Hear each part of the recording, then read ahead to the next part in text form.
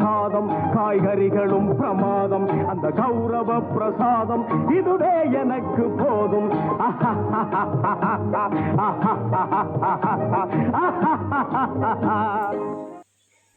Hi friends, welcome to அல்லீஸ் that part. இந்த நாள் இனிய நாளாக அமைய வாழ்த்துக்கள்.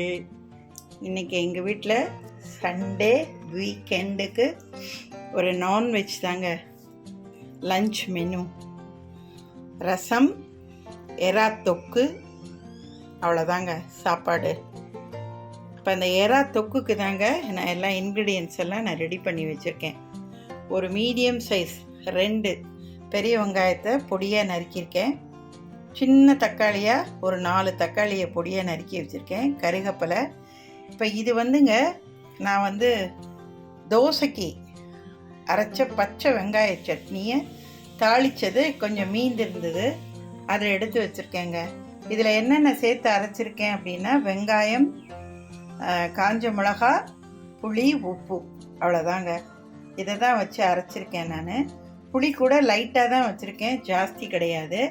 ஸோ இதெல்லாம் நான் ஆட் பண்ணிவிட்டு அதுக்கப்புறம் நான் எவ்வளோ காரம் தேவையோ அதுக்கு தகுந்த மாதிரி நான் காஞ்ச மிளகாத்தூள், மல்லித்தூளை நான் சேர்ப்பேங்க. நான் இஞ்சி பூண்டு பேஸ்ட்டும் ஆட் பண்ணுவேன். இப்போ இந்த எறா கிட்டத்தட்ட ஒரு 1/4 கிலோ அளவு உள்ள எறாவை நான் கழுவி சுத்தம் பண்ணி க்ளீன் பண்ணி வச்சுருக்கேங்க.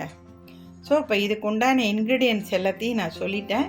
இப்போ நான் வதக்கும்போது 1 by 1 நான் ஸ்டெப் பை ஸ்டெப்பாக வதக்கிட்டு கடைசியாக எறா தொக்கோடு உங்களுக்கு நான் சர்வ் பண்ணுறேங்க.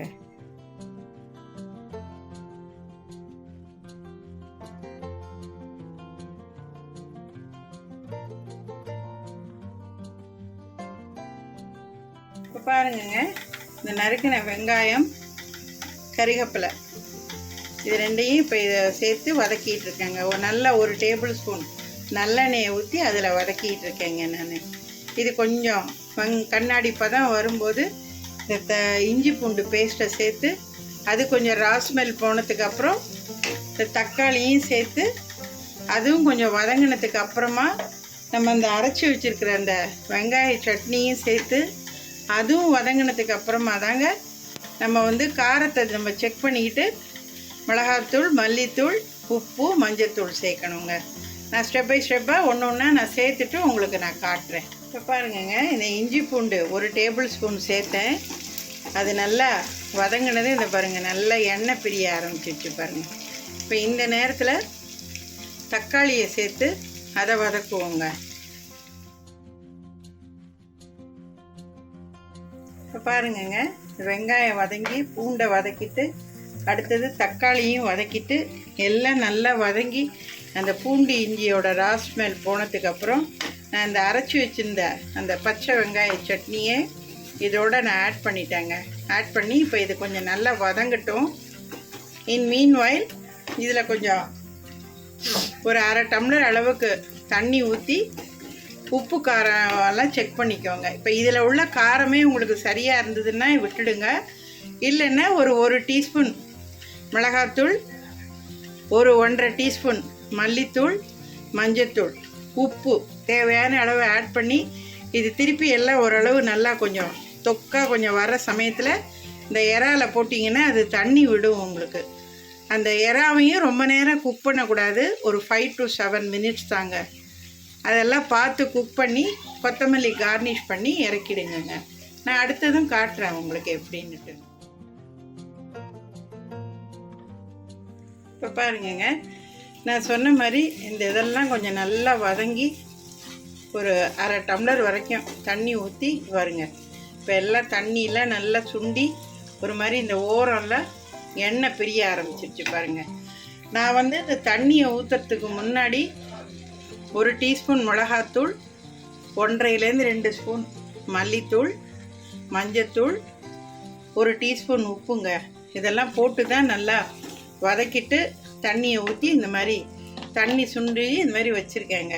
இப்போ இந்த மாதிரி நேரத்தில் இந்த கழுவி சுத்தம் பண்ணி வச்சுருக்கிற இந்த எறாவை இதோட சேர்த்துருங்கங்க.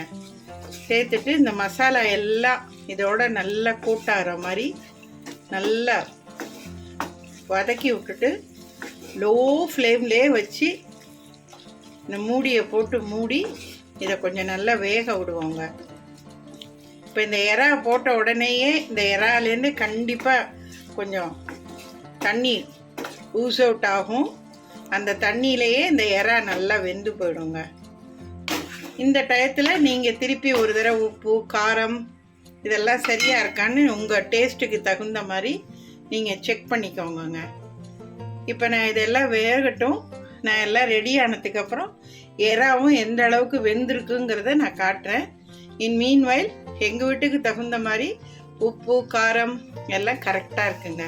ஸோ இதோட அளவு வந்து 1/4 கிலோ, உரிச்ச அளவு 1/4 கிலோ எறாங்க.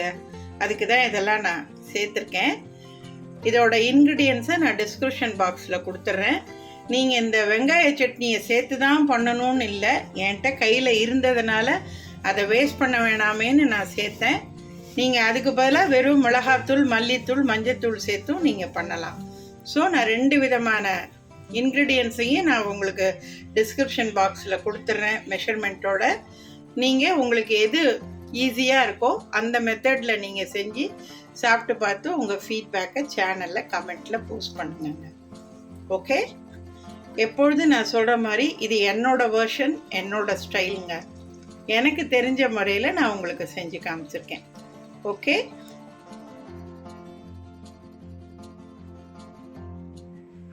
என்னங்க சூப்பராக எறா தொக்கு ரெடி ஆயிடுச்சு.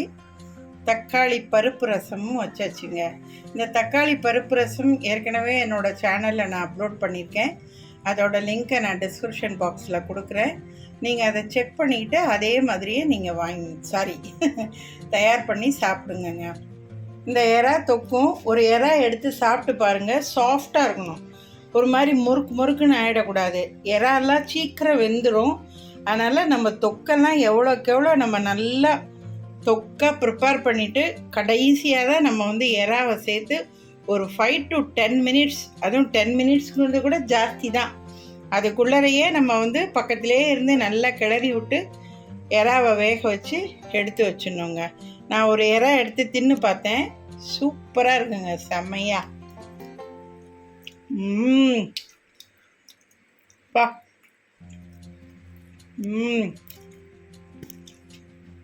அருமையாக இருக்குங்க. நல்ல காரம், அந்த சட்னியில் கொஞ்சம் புளி வச்சதுனால ஒரு லைட்டாக முழுங்கும்போது ஒரு புளிப்பு டேஸ்ட்டு, நல்லா சுள்ளுன்னு ஒரு காரம், செம்ம டேஸ்ட்டாக இருக்குங்க. நல்லா நீங்களும் இதே மாதிரி இதே அளவுகளில் செஞ்சு சாப்பிட்டு பார்த்து உங்கள் ஃபீட்பேக்கை சொல்லுங்கள். என் சேனலை இது வரைக்கும் பார்க்காதவங்க இப்போ தான் புதுசாக பார்க்குறீங்கன்னா ஃபஸ்ட்டு ஒரு லைக் பண்ணுங்கள், அப்புறம் சப்ஸ்கிரைப் பண்ணுங்கள், அப்புறம் ஷேர் பண்ணுங்கள், ஆல் பெல் சிம்பலை கிளிக் பண்ணிக்கோங்க.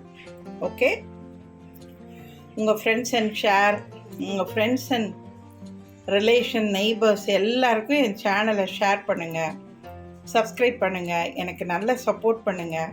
நான் அடுத்தடுத்து நிறைய நான்வெஜ் ரெசிபீஸையும் உங்களுக்கு நான் அப்லோட் பண்ணுறேங்க. வாழ்த்துக்களுங்க, வாழ்க வளமுடன். அடுத்து ஒரு சூப்பரான நான்வெஜ் ரெசிபியில் உங்களை நான் சந்திக்கிறேன். இந்த சூடான சாதத்தில் இந்த எறாவை போட்டு பிசைஞ்சி சாப்பிட்டீங்கன்னாலும் சூப்பராக இருக்கும். அதுமாரி இந்த ரசத்தையும் சூடாக சாதத்தில் போட்டு நல்லா பிசைஞ்சி இந்த எறால தொட்டு தின்னிங்கனாலும் அது அதை விட டாப்பாக இருக்குங்க. டேஸ்ட்டுக்கு சொல்லவே வேணாம், அப்படியே அள்ளிக்கிட்டு போங்க சூப்பராக. ஓகே, ஃபீட்பேக்கை கண்டிப்பாக கமெண்ட் செக்ஷனில் போஸ்ட் பண்ணுங்க. இப்போ பாருங்கங்க, கொத்தமல்லியும் கார்னிஷ் பண்ணிட்டேன். Super super super. நான் வந்து இந்த சட்னியில் கொஞ்சம் லைட்டாக புளி வச்சதுனால இதில் ஆட்டோமேட்டிக்காக ஒரு புளிப்புத்தன்மை கிடச்சிருச்சுங்க. உங்களுக்கு புளிப்பு டேஸ்ட்டு வேணும்னு நீங்கள் ஃபீல் பண்ணிங்கன்னா இந்த மாதிரி கொத்தமல்லியை கார்னிஷ் பண்ணுறதுக்கு முன்னாடி ஒரு டீஸ்பூன் தொக்கோட குவான்டிட்டிக்கு தகுந்த மாதிரி 1 டீஸ்பூனோ 1 டேபிள் ஸ்பூனோ லெமன் ஜூஸ் ஆட் பண்ணியும் நீங்கள் இந்த கிரேவியை ரெடி பண்ணலாங்க. சூப்பராக இருக்கும். நல்லா இது ஒரு 2 நாள் வரைக்கும் ஃப்ரிட்ஜில் நம்ம வச்சு சாப்பிட்றதுக்கும் சூப்பராக இருக்குங்க, நல்லா கெட்டே போகாது. ஓகே.